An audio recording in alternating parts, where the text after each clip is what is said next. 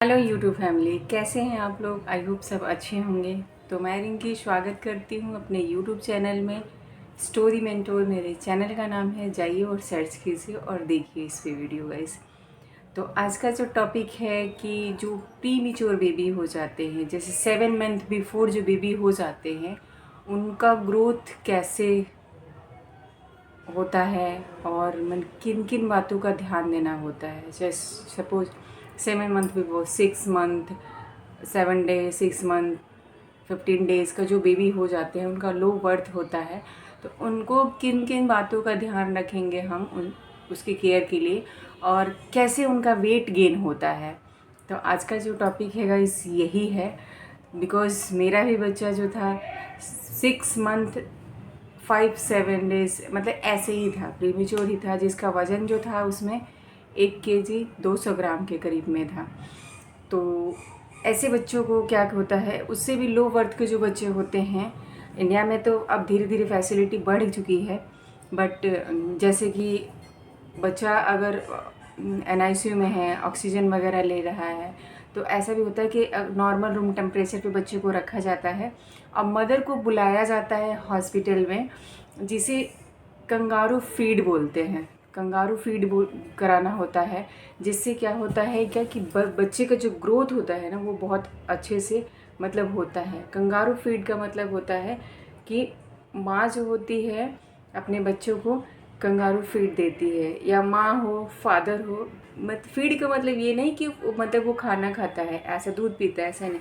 Kangaroo feed का मतलब होता है कि बच्चे को अपने ये जो पार्ट होता है ना हमारा स्किन, उसको ऐसे जैसे ये बच्चा है, हम उसको इस तरह से करके और इसके ऊपर रखते हैं, तो बच्चा जो होता है वो स्किन में टच हो जाता है। उससे उसको मदर का जो बॉडी का हीटिंग टेम्परेचर जो होता है ना, वो बच्चे को मिलता है।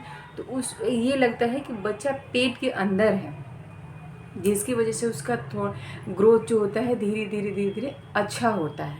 अगर मदर पॉसिबल नहीं है तो फादर भी इन मतलब इंडिया में तो ऐसा नहीं है, बस बाहर की कंट्रीज़ में ऐसा अवेलेबल होता है कि फादर भी कंगारू फीड देते हैं बच्चों को।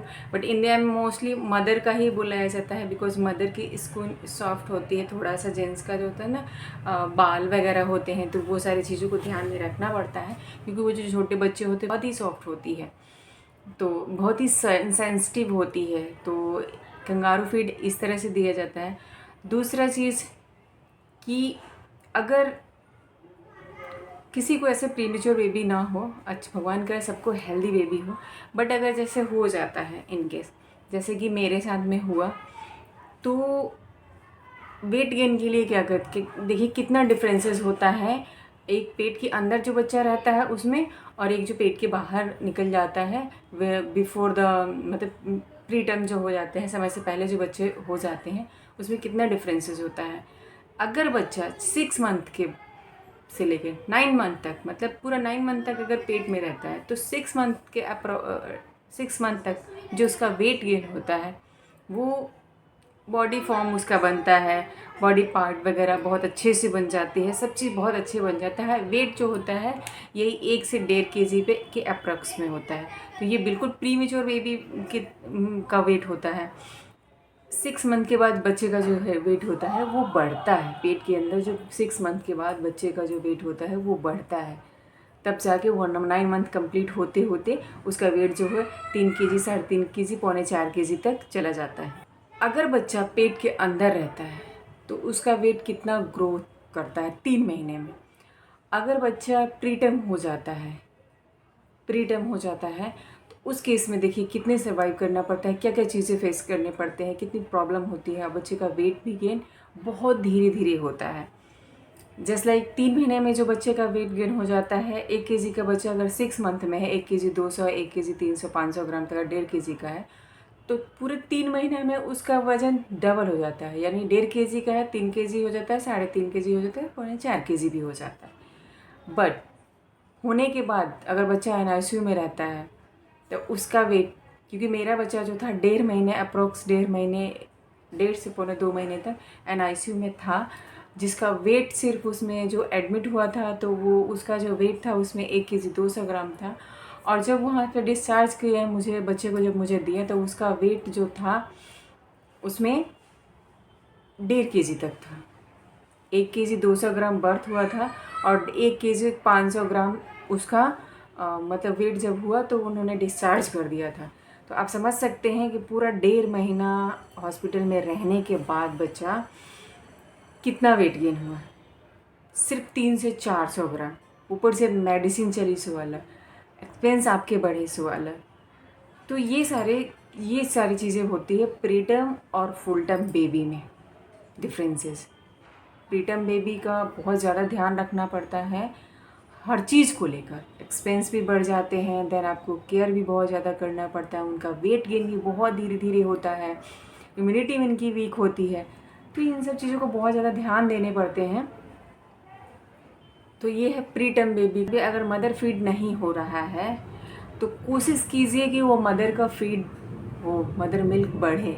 डॉक्टर से एडवाइस करके दलिया खाइए अपने डाइट में, जितनी भी लिक्विड चीज़ें आप लेंगे उससे जो होता है मदर मिल्क जो होता है वो बढ़ता है। मदर मिल्क बच्चों के लिए बहुत ही फ़ायदेमंद होता है, उससे उनकी ग्रोथ बहुत अच्छी होती है, उनका इम्यूनिटी पावर बहुत अच्छा हो जाता है मदर मिल्क से। देन बच्चे जो फार्मूला मिल्क पीते हैं एज़ कम्पेयर उस बच्चे के कंपेयर में जो बच्चे मदर माँ का दूध पीते हैं उनका इम्यूनिटी पावर बहुत अच्छा होता है। क्योंकि मेरे साथ नहीं हुआ, मैंने 3 महीने लगातार मैंने मेडिसिन खाई दूध मतलब मिल्क बढ़ने का, बट नहीं हुआ। हो सके आप उसको लीजिए, दलिया, खिचड़ी, मतलब दूध, दाल का पानी, ये सारी चीज़ जितना हो सके उतना आप लोग लेंगे तो बच्चा का क्या होता है, दूध भी उससे सॉफ्ट होता है ना, कि जैसे हम हार्ड चीज़ें खाते हैं तो दूध भी हमारा हार्ड हो जाता है, और सॉफ्ट चीज़ें जैसे लिक्विड चीज़ें खाते हैं तो लिक्विड की तरह एकदम सॉफ्ट मिल्क निकल आता है, तो वो बच्चे के लिए बहुत फ़ायदे करता है गाइस। तो इन सब चीज़ों को ध्यान रखें। वीडियो अगर अच्छी लगी, इन्फॉर्मेटिव लगी तो प्लीज़ लाइक कीजिएगा। चैनल पे नए हैं तो चैनल को सब्सक्राइब करना बिल्कुल मत भूलिएगा और ज़्यादा से ज़्यादा वीडियो को शेयर कीजिएगा। तब तक के लिए थैंक यू। मिलती हूँ नेक्स्ट व्लॉग में एक नए वीडियो के साथ में, एक नए इन्फॉर्मेटिव